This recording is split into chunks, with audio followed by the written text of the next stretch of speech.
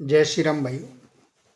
मैं महामंडलेश्वर डॉक्टर मोहनानंद सरस्वती रामानंद आश्रम से। आज एक भाई पूछते हैं मेरठ से कि मुक्ति के कितने मार्ग हैं। प्रश्न तो अच्छा है आपका। असल में क्या है, मुक्ति के दो मार्ग हैं, एक प्रवृत्ति मार्ग, एक निवृत्ति मार्ग। ठीक है। संसार के भोगों में आसक्ति न होना, ये निवृत्ति मार्ग है। संसार के भोगों को भोगना, और कुछ कहते हैं कि भोग करके ही उनसे अरुचि हो जाएगी, निवृत्ति हो जाएगी। ऐसा नहीं है। फिर ठीक क्या है? ठीक है कि प्रवृत्ति जायते रागो निवृत्तो देश एव ही निर्द्वंदो बालवद्धि मानवेव व्यवस्थिता। ये है ठीक। इसका क्या है कि प्रवृत्ति से राग यानी आसक्ति होती है, और निवृत्ति से, त्यागने से द्वेष होता है। इसीलिए बुद्धिमान पुरुष जो है द्वंद्व मुक्त बालक की तरह समान जैसा रहता है, जैसा है वैसा ही रहता है। ये ठीक है। तो अब आप समझें अपनी प्रश्न का उत्तर। संसार से मुक्ति के दो ही मार्ग हैं, एक प्रवृत्ति मार्ग, दूसरा है निवृत्ति मार्ग। प्रवृत्ति मार्ग में वाले यह जीवन मिला है ऐसा कहते हैं, काय से? प्रारब्ध से। ऐसा प्रवृत्ति मार्ग वाले कहते हैं। इन कर्मों के भोगे बिना मुक्ति संभव नहीं है, ऐसा वो ही कहते हैं प्रवृत्ति मार्ग वाले। आत्मज्ञानी को भी प्रारब्ध कर्म के भोग तो भोगने ही पड़ते हैं। जो इन कर्मों के भोगने से मना करके संसार से छोड़कर चला जाता है, हठ योग में चला जाता है, हठ योग से मानता नहीं है, ये उसका अहंकार है। कर्मों के नियम का उल्लंघन कर रहा है वो हठ योगी है। हठ योग के कारण वो पाखंडी है।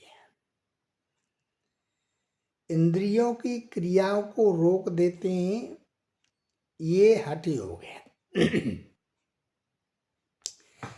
अब बाहर से तो वो रोक देते हैं, लेकिन अंदर से द्वंद्व चलता रहता है। आंतरिक निवृत्ति नहीं होती उनकी। और प्रवृत्ति मार्ग वाले क्या कहते हैं कि जिससे मुक्त होना है उसे पूरा भोग लो। भाई वाह! जिससे उसके प्रति घृणा अरुचि हो जाएगी, तुम उससे मुक्त हो जाओगे। लेकिन ऐसा नहीं है।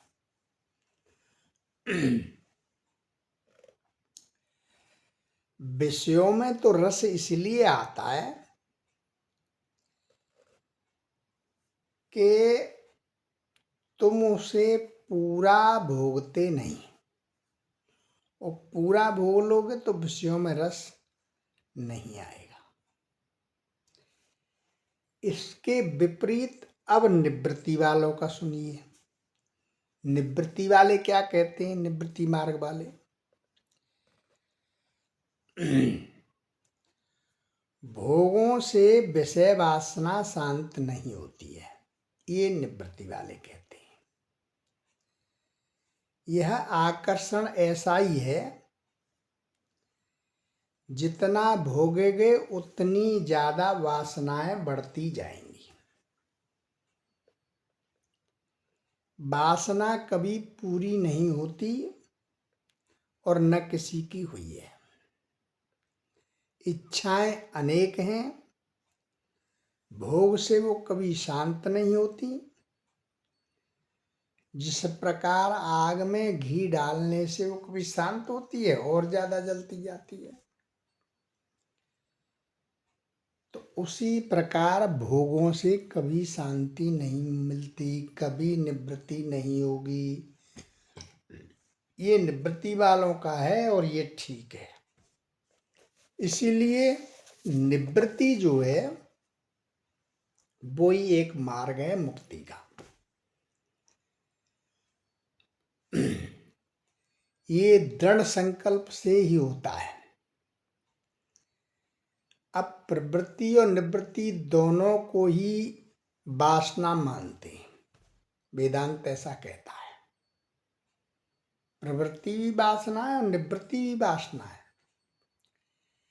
वे कहते हैं निवृत्ति से राग पैदा होता है, प्रवृत्ति से राग पैदा होता है और निवृत्ति से, त्याग से द्वेष पैदा होता है। अधिक पाने की इच्छा से क्षुद्र को त्याग दो तो ये कोई त्याग नहीं, ये कोई निवृत्ति नहीं है। यानी थोड़े से को त्याग दिया, ज्यादा ग्रहण करने की इच्छा है। संसार के विषय को छोड़ देना ही वासना है एवं तृष्णा है। यानी संसार के विषयों को भोगना भी वासना है और संसार के विषयों को छोड़ देना ये भी तृष्णा है। ऐसे तृष्णा होना वो एक बंध है, द्वंद है। निवृत्ति से भी द्वेष पैदा होता है। इसलिए आत्मज्ञानी बुद्धिमान पुरुष जो होते हैं वो प्रवृत्ति और निवृत्ति दोनों के किसी चक्कर में नहीं पड़ते। स्वाभाविक जीवन जीना ये सहज है। स्वभाव से जो होता है वह कर लेता है। वासना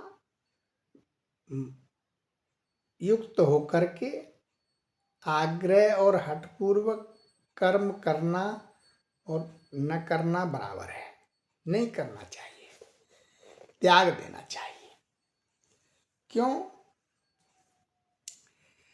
रागी पुरुष जो होता है वो दुख से बचने के लिए संसार को त्यागना चाहता है, लेकिन वीतरागी दुख मुक्त होकर के भी संसार के बीच में खेद को प्राप्त नहीं होता। वह पुरुष रागी ही है जो दुखों से बचने के लिए संसार को त्याग रहा है। समझे कि नहीं? तो इसीलिए प्रवृत्ति और निवृत्ति दो मार्ग बताए हैं, लेकिन प्रवृत्ति और निवृत्ति दोनों ही मार्ग जो है मुक्ति के लिए उचित नहीं है। स्वाभाविक सहजता से जो होता है वो ठीक है। आपकी समझ में आ गया होगा।